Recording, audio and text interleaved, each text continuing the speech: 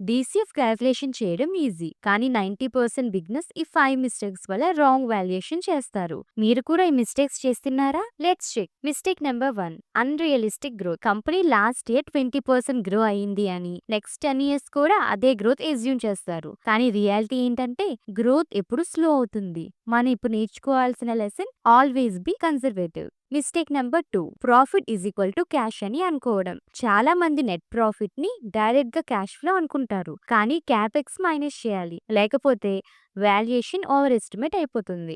Mistake number 3, wrong wag. Risk ఎక్కువ ఉన్న కంపెనీకి లో డిస్కౌంట్ రేట్ యూస్ చేస్తారు. దాని రిజల్ట్ ఏమవుతుంది? ఇంట్రిన్సిక్ వాల్యూ ఆర్టిఫిషియల్ గా పెరుగుతుంది. సో సింపుల్ రూల్, రిస్క్ ఎక్కువ అంటే వ్యాగ్ కూడా ఎక్కువ. Mistake number 4, terminal value trap. Terminal వాల్యూని ఎక్కువ పెట్టడం. ఫర్ ఎగ్జాంపుల్, జీడిపి 6% ఉంటే కంపెనీ గ్రోత్ 8% ఫర్ ఎవర్ ఉండదు. లాజిక్ ఏంటంటే కంపెనీ ఎప్పుడు ఎకనామీ కన్నా పెద్దది కాలేదు. Mistake number 5, no margin of safety. Intrinsic value 100 rupees వస్తే ఎగ్జాక్ట్ గా 100 రూపీస్ కి కొనడం. స్మార్ట్ అప్రోచ్ ఏంటంటే కొంచెం తక్కువ ప్రైస్ కోసం వెయిట్ చేయాలి. సో ఫైనల్ ట్రూత్ ఏంటంటే డీసీఎఫ్ మోడల్ పవర్ఫుల్, కానీ అజంప్షన్స్ చాలా డేంజరస్. సో నంబర్స్ కాదు, అజంప్షన్స్ కరెక్ట్ గా ఉంటేనే వాల్యుయేషన్ కరెక్ట్ గా ఉంటుంది. ఈ 5 మిస్టేక్స్ లో మీరు ఏ మిస్టేక్స్ చేస్తున్నారు? కామెంట్ లో చెప్పండి. ఈ వీడియో కనుక మీకు నచ్చినట్లయితే like and subscribe to marketers Telugu. నేను సెబీ రిజిస్టర్డ్ అడ్వైజర్ ని కాదు. ఈ వీడియో కేవలం ఎడ్యుకేషన్ పర్పస్ కోసం మాత్రమే. Thank you for watching.